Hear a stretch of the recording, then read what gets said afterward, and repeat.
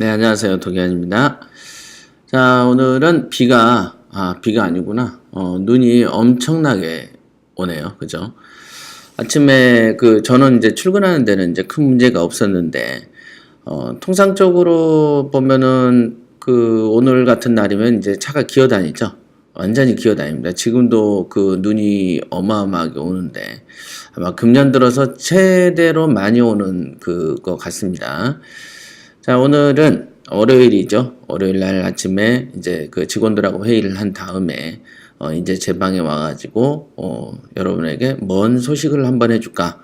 제가 말씀드렸죠. 앞으로는 이 협회, 즉 킹왕짱 옥션은 조금 더 잡다한 어떤 부동산 상식하고 경제 상식, 그다음에 이런 거를 제가 가끔 이제 해설을 정말로 체계적으로 해드릴 거예요. 제가 이렇게 한다라고 말을 해서 한 두세 번 하다가 안 하고 이런 것들이 좀 있었어요. 그거는, 회사 내에 어떤 바쁜 거가 있었죠. 바쁜 거는 이제 킹왕짱 옥션 제작이었는데, 사실 거의 끝났잖아요. 지금은 가동 중이고, 버그 같은 건 없습니다. 버그는 없어요. 있을 수가 없죠. 지금 잘 나가는 회사의 정보를 갖고 왔고 잘 나가는 회사에서 만들어준 거기 때문에 어떤 버그라는 거는 없습니다. 그러니까 이제 저희를 별로 안 좋게 생각하는 데에서는 새로 만드는 데에서 버그가 있지 않겠냐. 실질적으로 버그가 있어도 그런다, 일상적으로 받아들여야 되는데 일단은 버그는 없습니다. 1월 1일 날 오픈을 할 것이고요. 이벤트도 계속 진행 중이고 하고 있습니다. 그래서 지금 모든회원 무료 영상 같은 경우는 아무나 그냥 로그인만 하면 볼 수 있으니까 여러분들이 보시고요. 거기에 권리분석 영상도 많이 있습니다. 기존에 작년도까지 아니지 금년 한 달 전까지만 해도 유료로 수십만 원씩 받던 영상을 그냥 다 무료로 풀었습니다. 그래서 유튜브에도 한 30강은 무료 강의가 있고 킹왕짱에도 30강은 무료고 나머지 한 30강은 연간 회원으로 결제했을 때만 볼 수 있게끔 되어 있습니다. 그것도 무료죠. 그리고는 이제 내년도에는 권리분석 영상을 제작을 하나씩 해서 업데이트를 또 해드릴 거예요. 최신 버전으로 이제 또 한번 다양한 판례나 이런 것들을 진행을 할 겁니다. 자, 그래서 이제 통상적으로 여러분들에게 이제 오늘 전해드릴 소식 같은 거는 뭐냐면, 공인중개사의 영역을 변호사가 침범할 수 있겠는가? 요런 문제에 대한 것, 우리가 생각을 해볼 만한 얘기들이죠. 최근에는 변호사들에게서, 기본적으로 이 사법시험을 붙으면 세무사 자격을 줍니다. 변리사 자격도 그냥 줍니다. 그냥 주는 거야. 어차피 법으로 하는 거기 때문에 그냥 무료로 그냥 끼워서 줍니다. 그래서 변호사가 세무사 역할을 해도 되고요. 변호사가 변리사 역할을 해도 되고 뭐 이런 식이죠. 그러나 과거에 아주 옛날부터 거의 20년 전부터도 변호사는 중개업자의 영역에 못 들어가게끔 되어 있었습니다. 제가 옛날에 기억나요. 20대 때 변호사가 공인중개 업무를 할 수 없다라는 대법원 판례가 있었었어요. 그랬었어요. 그 부분이 왜 그러냐면은, 변호사는 법률 서비스를 하는 것이고, 중개사는 중개 행위를 하는 것이죠. 그래서 중개 행위라는 것은 액션이 좀 있는 거고, 법률 해석은 머리로 하는 것이죠. 실제로 보면은 세무사의 영역은 머리로 하는 것이고 변호사의 행위도 머리로 하는 것이기 때문에 변호사가 세무사의 자격을 주는 것은 누구도 잘 시비를 걸지 않죠. 그러나 이제는 세무사도 못하게 되어 있습니다. 세무 업무를 보려면 이제는 세무사를 따야지만 가능하게끔 된 것이죠.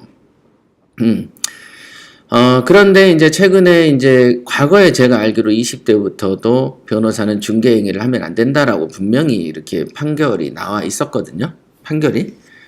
왜 그러냐? 그러니까 중개 행위는 사실 행위다. 그래서 사실적 행위다. 그래서 법률 행위를 대리하는 변호사가 사실 행위를 할 수 없다. 이런 논리였던 걸로 제가 기억이 납니다. 그게 한 20년 전이니까. 그런데 이제 사실은 작년도에 트러스트 부동산이라고 하는데 여기에 변호사가 직접 이 부동산을 열었어요. 여기 보이시죠? 사이트. 여기 보면은 부동산 시장에 뛰어든 M&A 스타, 공승배 변호사, 벤처 창업한, 뜨거운 감자 공인중개 변호사, 뭐 이런 식으로 인터뷰도 하고 뭐 또 했었습니다. 그러나 이 분은 저는 저도 그냥 이 중개행위로 그 유죄를 맞은 사례가 있기 때문에 변호사들은 중개사의 역할을 못한다는 걸 알고 있었어요. 그랬는데 왜 이게 작년도에 이런 일이 터졌을 때 이 사람은 상당히 새로운 모험을 하네. 그냥 변호사면 그냥 공인중개사를 하나 따가지고 그냥 진행하면 될 거를 왜 굳이 이 길을 갔을까? 그러니까 변호사 직함이 있는 사람이 그 중개행위를 한다라고 하면 더 띄어질 수 있어서 그런 머리를 썼을까?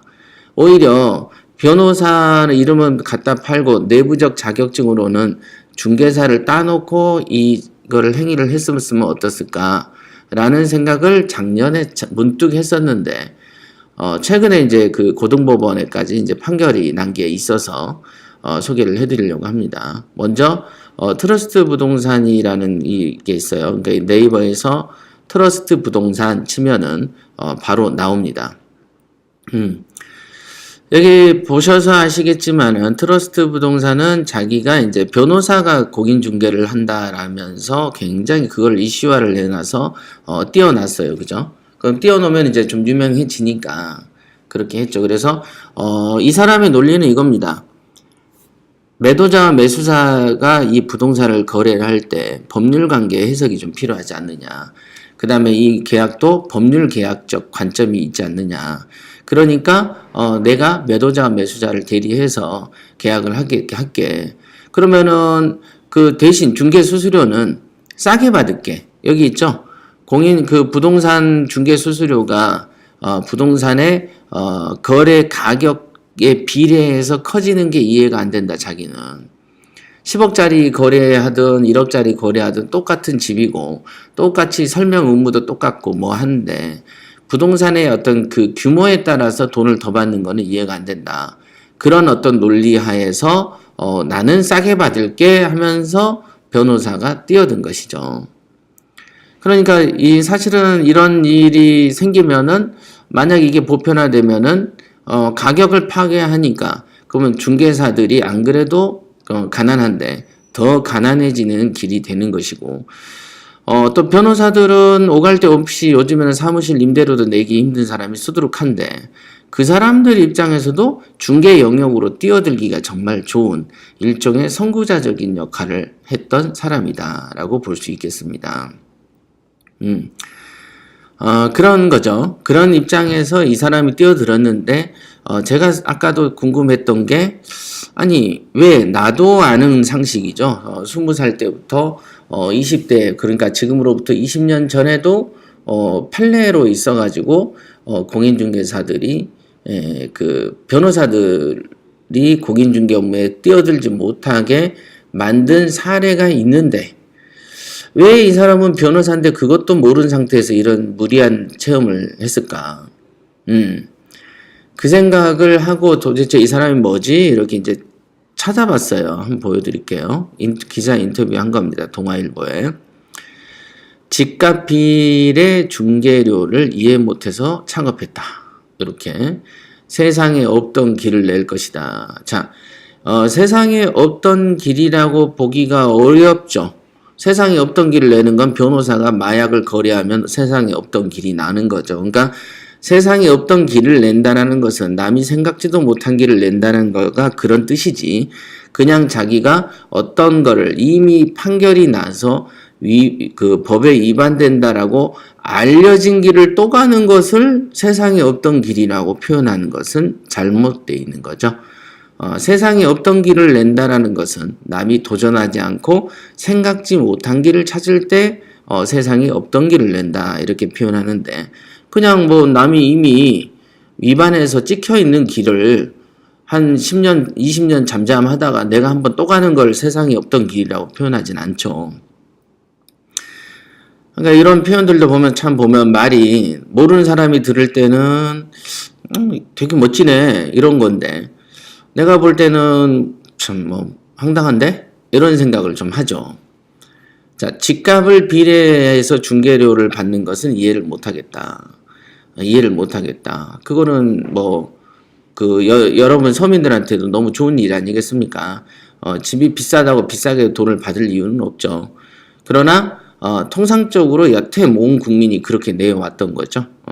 부동산을 땅도 똑같은 땅을 거래하는데 땅을 거래하는 어떤 규모의 그 어떤 그 비례 수수료, 중개 수수료를 받아가는 어떤 비율은 부동산 가격하고 밀접해 있죠. 그래서 거래 가격 곱하기 몇 프로 이렇게 되어 있는 거죠. 그게 이제 중개 수수료 아닙니까? 어찌됐든 이 날짜를 보세요. 2016년 2월입니다. 2016년 2월. 그러니까 작년도 2월에 이 사람이 요거를 갖다 인터뷰를 했네요. 트러스트 부동산 홈페이지는 언제 만들어졌냐면 통신 판매 신고가 2015년이네요. 2015년. 회사 정보 한번 볼까요?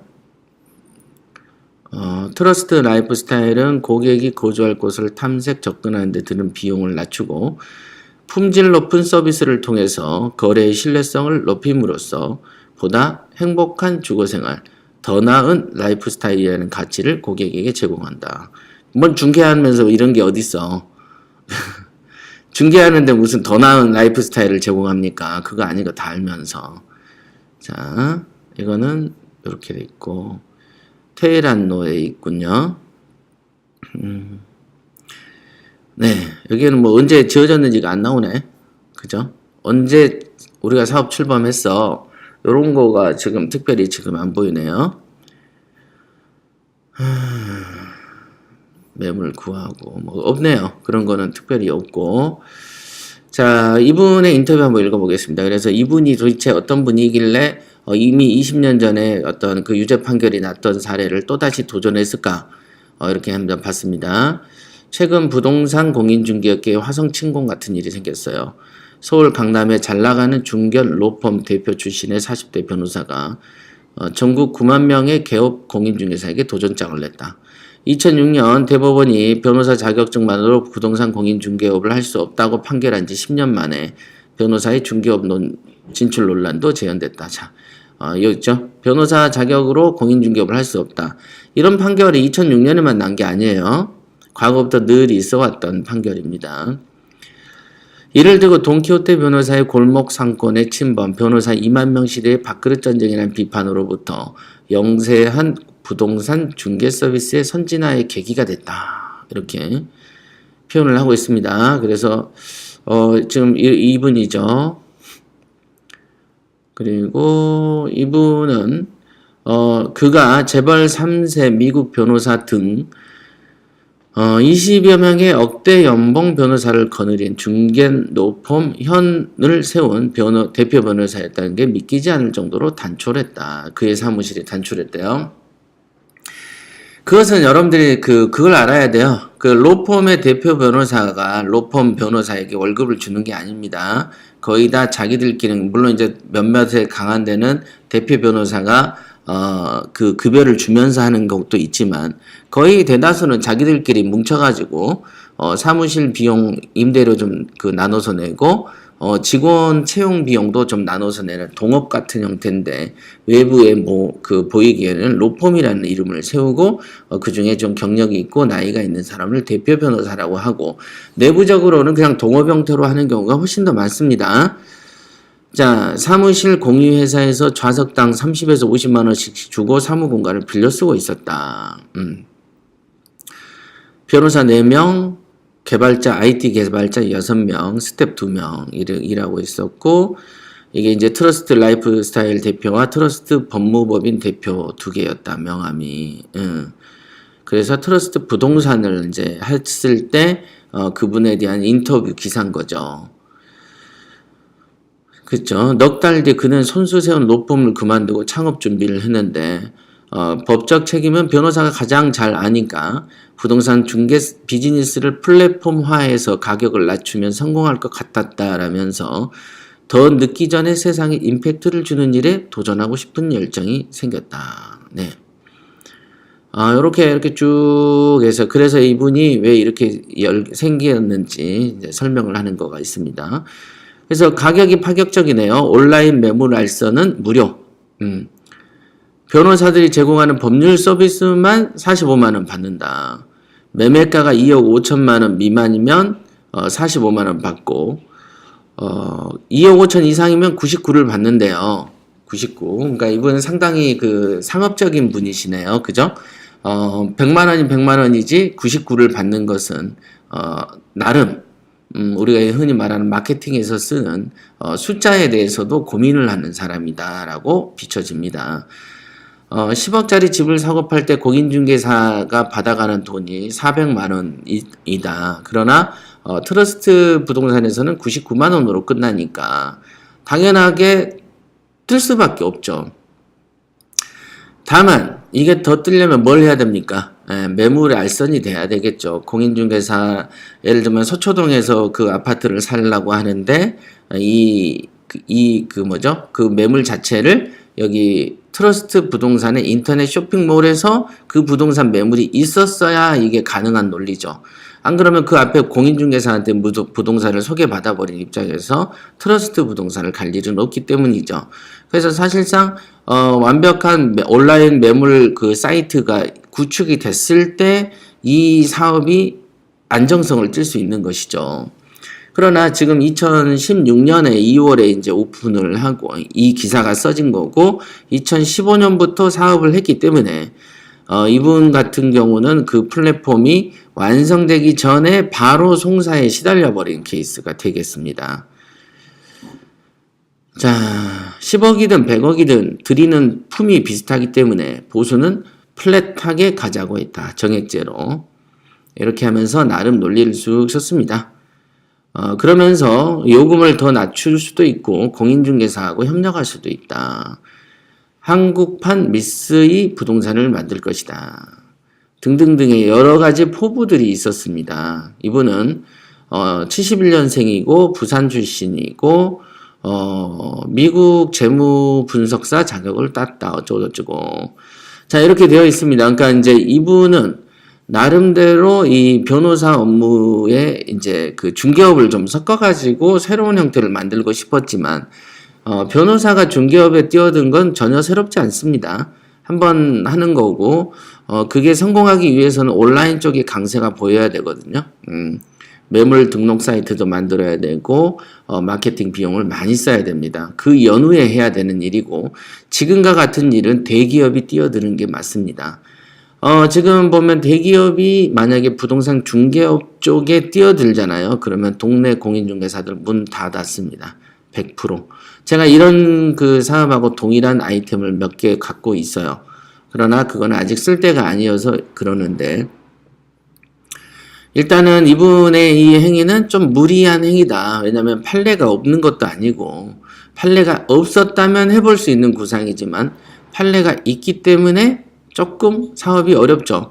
더 잘 나가야 되는 시기에 지금 제동이 걸렸으니까. 그래서 공인중개사협회에서 소송을 제기했어요. 소송, 고소도 했어요. 고소도. 그래가지고 여기 보시죠. 서울고등법원 형사 부장판사 김대웅은 공인중개사 위반 혐의로 기소된 공승배 변호사에게 무죄가 선고된 1심을 뒤집고 벌금 500만 원을 선고했다. 이렇게 돼 있네요. 1심에서는 국민참여재판에서 국민참여재판이 뭔지 아시죠? 원래 재판이 검사가 기소하고 판사가 이렇게 딱 있고 피고가 있는 딱 3명의 그룹이 이루어지는데 국민참여재판은 국민들이 이제 선정된 배심원으로 선정된 여러 명의 국민들이 유죄와 무죄를 결정하고 유죄를 결정하면은 판사가 형을 결정하는 형태로 나누는 게 국민참여재판이고 이런 배심제는 미국에서는 흔히 있습니다만은 한국에서는 좀 시도를 하고 있는 그 형태죠. 그래서 1심에서는 아무래도 국민들 입장에서는 뭐 그렇잖아요. 부동산 중개업을 했다고 인정하기에 부족해서 무죄가 선고됐는데 2심에서는 또 국민참여재판을 하지 않았네요. 그죠? 그래서 유죄가 난 사례입니다. 여기 있다. 예. 현행법상 중개사무소 개설 등록 없이 중개업을 하면 3년 이하의 징역하고 2천만 원 이하 벌금을 받는다. 실제로 동네 상권에서는 다 공인중개사 따지 않고 그냥 그 중개업소에 있는 그 직원이 이렇게 중개 행위를 많이 합니다. 그래서 엄밀하게 따져보면은 중개업법 위반 행위가 되게 많이 있습니다. 동네마다 많고 주변에 너무 많죠. 그러나 이게 이제 드러나지 않았는데 이 그 공승배 변호사는 트러스트 부동산을 함으로써 드러났고 타겟이 돼버렸다. 이렇게 볼 수 있겠습니다. 이분의 그 변론은 이거예요. 변론 요지는 부동산 중개는 법률 자문에 수반된 일이어서 무료로 해줬다. 즉 나는 법률적인 문제에서는 45만원, 99만원을 받은 거고 중개라는 행위 자체는 나는 무료로 받았다. 그러니까 돈을 그러니까 싸지 않냐. 이렇게 설명을 했나 봅니다. 계약서 작성 등 법률 자문에만 보수를 받았을 뿐이라고 얘기를 했다. 그러나 고등법원은 공승배 변호사는 트러스트 부동산 홈페이지에 게시한 매매 임대차 등 거래 대상 부동산 정보를 기초로 거래를 진행했다. 그리고 홈페이지 운영 약관에 부동산 중개 서비스라는 점을 명시했다. 그래서 중개 행위를 했다. 자, 변호사는 야 나는 중개에 대한 대가는 0이었고 법률만 돈 받았어. 그러나 이제 법원에서는 야 네 홈페이지에 부동산 중개 서비스라고 적혀 있지 않니? 이렇게 얘기를 한 것이다. 여기 있죠? 명시한 점. 그리고 또 보수는 법률 자문뿐 아니라 상당 부분 중개행위 대가로 보는 것이 타당하다라는 것은 이제 이거는 판사 생각이지 지 생각인 거고 이건 판사가 지가 그렇게 생각했다는 거지만 사실관계에서 보면은 홈페이지 운영 약관에 부동산 중개 서비스라는 점을 명시했다는 것은 이 변호사가 빠져나가기가 어려운 부분이 이 부분이다. 아까 제가 봤을 때는 저는 변호사의 논리도 맞다라고 보거든요. 법률은 유료로 내가 해줬다. 그러니까 돈이 45, 99만 원 아니냐.